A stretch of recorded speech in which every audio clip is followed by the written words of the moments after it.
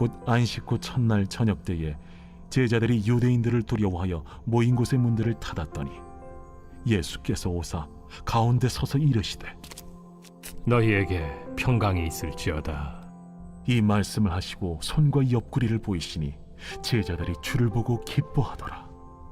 너희에게 평강이 있을지어다. 아버지께서 나를 보내신 것 같이 나도 너희를 보내노라. 이 말씀을 하시고 그들을 향하사 숨을 내쉬며 이르시되 성령을 받으라. 너희가 누구의 죄든지 사하면 사하여 질 것이요 누구의 죄든지 그대로 두면 그대로 있으리라. 12 제자 중에 하나로서 디드모라 불리는 도마는 예수께서 오셨을 때에 함께 있지 아니한지라. 다른 제자들이 그에게 이르되 우리가 주를 보았노라. 도마가 이르되 내가 그의 손에 못자국을 보며 내 손가락을 그 못자국에 넣으며 내 손을 그 옆구리에 넣어보지 않고는 믿지 아니하겠노라. 8회를 지나서 제자들이 다시 집 안에 있을 때에 도마도 함께 있고 문들이 닫혔는데 예수께서 오사 가운데 서서 이르시되 너희에게 평강이 있을지어다. 도마에게 이르시되 네 손가락을 이리 내밀어 내 손을 보고 네 손을 내밀어 내 옆구리에 넣어보라. 그리하여 믿음 없는 자가 되지 말고 믿는 자가 되라. 나의 주님이시여, 나의 하나님이시니이다. 너는 나를 본고로 믿느냐? 보지 못하고 믿는 자들은 복되도다. 예수께서 제자들 앞에서 이 책에 기록되지 아니한 다른 표적도 많이 행하셨으나 오직 이것을 기록함은 너희로 예수께서 하나님의 아들 그리스도이심을 믿게 하려 함이요 또 너희로 믿고 그 이름을 힘입어 생명을 얻게 하려 함이니라. 사랑하는 큰 성도 여러분, 좋은 아침입니다. 4월 1일 매일 말씀 나누도록 하겠습니다. 오늘 본문은 요한복음 20장 19절부터 31절까지로서 20장의 후반부에 해당됩니다. 주일이라서 함께 나누지 못했지만 어제 본문인 20장 전반부에서는 이제 안식 후 첫날 새벽부터 이제 시작되어집니다. 예수님께서 부활하신 날이죠. 안식 후 첫날 새벽 아직 어두울 때 막달라 마리아는 무덤을 막아놨던 돌이 옮겨진 것을 발견하고 놀라서 베드로와 요한에게 이제 찾아갑니다. 찾아가서 사람들이 주님의 그 무덤에서 사람들이 주님을 무덤에서 가져다가 어디에 뒀는지 내가 모르겠다, 알 수 없다 라고 말을 합니다. 예수님의 시신이 사졌다는 것이죠. 소식을 들은 베드로와 요한은 바로 무덤으로 달려갔고 무덤 안에 예수님이 계시지 않음을 확인합니다. 그리고 자기들이 각자의 집으로 돌아갔습니다. 하지만 마리아는 계속 그곳에 남아서 울고 있었습니다. 이때 흰 옷 입은 두 천사가 무덤에 앉아있는 것을 발견하죠.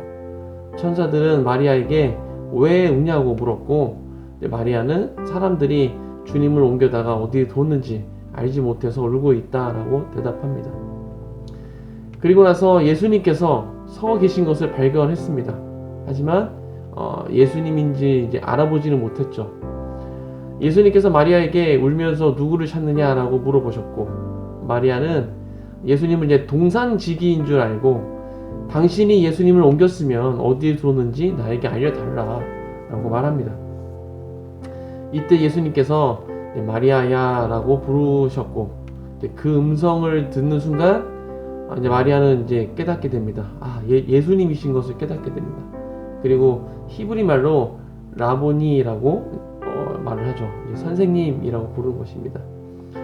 예수님께서는 내가 아직 아버지께로 올라가지 않았다고 말씀하시면서 제자들에게 내가 곧 하나님께로 올라간다라고 전하라 라고 말씀하십니다. 마리아는 제자들에게 달려가서 내가 주를 보았고 또 주께서 자기에게 하신 말씀을 이제 다 전달합니다. 그리고 나서 이제 오늘 본문이 이어지게 됩니다. 오늘 본문은 이제 안식 후 첫날 이제 저녁부터 시작되어집니다. 마리아로부터 소식을 들은 제자들은 한 자리에 모였습니다. 혹시나 유대인들이 자신들을 잡으러 올까봐 두려워서 이제 모인 곳에 문을 다 문들을 다 닫아놨죠. 이때 예수님께서 그들 가운데 오셔서 가운데 서서 이제 너희에게 평강이 있을지어다, 샬롬 하고 이제 선포하십니다. 그리고 손과 옆구리를 보여주시니까 제자들이 그것을 보고 예수님임을 이제 확인하고 기뻐합니다. 예수님은 제자들에게 다시 한번 샬롬을 선포하신 후에 아버지께서 나를 보낸 것 같이 나도 너희를 보낸다 라고 말씀하시고 숨을 내쉬면서 성령을 받으라 라고 말씀하십니다. 그리고 누구의 죄든지 사하면 사여질 것이요 또 그대로 두면 그대로 있으리라 라고 말씀하시면서 제자들에게 이 엄청난 사명을 주시죠. 이날 저녁에 도마는 함께 있지 않았습니다. 그래서 예수님을 봤다는 다른 제자들의 말을 도마가 믿지 않았습니다. 자기가 직접 예수님 손에 그 못자국을 보고 또 손가락도 넣어보고 또 옆구리에 손을 넣어보지 않고는 내가 믿지 않겠다 라고 말을 합니다. 그리고 나서 8일 후에 다시 제자들이 이제 집 안에 다 모여 있는데 예수님께서 또 오셔서 가운데 서서 샬롬을 또 선포하십니다. 그리고 도마에게 내 손을 보고 손가락도 넣어보고 또 옆구리에 너의 손을 넣어보라 라고 말씀하십니다. 그렇게 함으로써 믿음 없는 자가 되지 말고 믿는 자가 되라 라고 말씀하십니다. 도마는 그제서야 예수님이 부활하신 것을 믿게 되었습니다. 요한은 끝으로 이 책의 이제 기록 목적에 대해서 이제 이야기를 하면서 이제 20장이 끝나게 됩니다. 저는 오늘 본문을 묵상하면서 두 가지를 생각해 보게 됐습니다. 첫 번째는 저의 믿음 없음을 보게 됐습니다. 오늘 본문을 읽을 때마다 자기가 직접 보지 않고는 믿지 못하는 그 도마를 통해서 우리의 믿음 없음을 돌아보곤 합니다. 왜냐하면 제가 딱 도마와 같은 사람이기 때문입니다. 저 역시도 제가 직접 경험하지 못하면 잘 믿지 못하는 그런 사람이라서 아마 제가 그 도마와 같은 상황에 있었다면 아마 똑같이 행동하지 않았을까 생각을 해봅니다. 아무튼 이 사건으로 이 도마는 이제 믿음 없는 사람의 대명사가 됩니다. 믿음 없는 사람을 볼 때마다 이제 도마 같은 사람아 이야기하죠. 그런데 오늘 본문에서 이 도마만 믿음이 없었던 것은 아님을 발견하게 됩니다. 막달라 마리아를 통해서 예수님께서 부활하셨다는 이야기를 들은 제자들 함께 모였습니다. 예수님이 부활하셨다 이 말을 듣고 함께 모였습니다. 예수님의 부활 소식을 듣긴 했지만 아직까지 그들은 두려움 가운데 있었습니다. 그래서 모인 곳에 문들을 다 닫아놓고 있었죠. 예수님께서 부활하셨다고는 하는데 아직까지 그들이 직접 본 적이 없기 때문에 확신이 없었던 것 같습니다. 괜히 그 말만 믿고 모여 있다가 유대인들에게 발각되기라도 한다면 예수님의 시신을 훔쳐갔다는 누명만 쓰게 되고 그리고 잡혀가서 무슨 일을 당할지 모르는 것이기 때문에 문들을 꼭꼭 닫아놓고 몰래 모여 있었던 것입니다. 그런 제자들에게 예수님은 나타나셔서 샬롬을 선포해 주셨습니다. 그리고 그들에게 성령을 불어넣어 주셨고 또 사명을 주셨습니다. 이제는 직접 예수님도 만났고 또 성령도 받았고 사명도 받았습니다. 그렇다면 이제는 더 이상 두려움 가운데 있을 것이 아니라 그 사명으로 인해서 열정이 불타고 있어야 할 것 같은데 그런데 그들의 모습은 그러지 못했습니다. 26절입니다. 여드레를 지나서 제자들이 다시 집 안에 있을 때 도마도 함께 있고 문들이 닫혔는데 예수께서 오사 가운데 서서 이르시되 너희에게 평강이 있을지어다 하시고 8일 후에 제자들이 다시 집 안에 모여 있는데 이들은 여전히 문들을 닫아놓고 모여 있었습니다. 아니 뭐 집안에 모여 있는데 문을 닫고 있는 게 당연한 거 아닙니까? 라고 반문하시는 분이 계실 수도 있습니다. 하지만 지금 제자들이 있는 곳은 21세기의 대한민국이 아니라 1세기의 이스라엘입니다. 이스라엘은 중동 지역이죠. 덥다 못해 뜨거운 나라입니다. 더운 나라 여행 다녀보신 분들은 아마 잘 아실 것입니다. 뭐 요즘은 건물마다 에어컨 시설이 잘 돼 있어서 창문부터 모든 문들을 다 닫아놓고 있지만 에어컨이 없는 그 옛날 건물들을 보면 창문이 없습니다. 바람이 통하도록 뚫려 있는 것이죠. 또 문도 닫아놓지 않습니다. 최대한 통풍이 잘 되도록 그래야 조금이라도 더위를 식힐 수 있기 때문에 그렇게 다 열어놓는다는 것입니다. 그 태국 치앙마이에 있는 하나이 선교센터 다녀오신 분들은 기억하실 것입니다.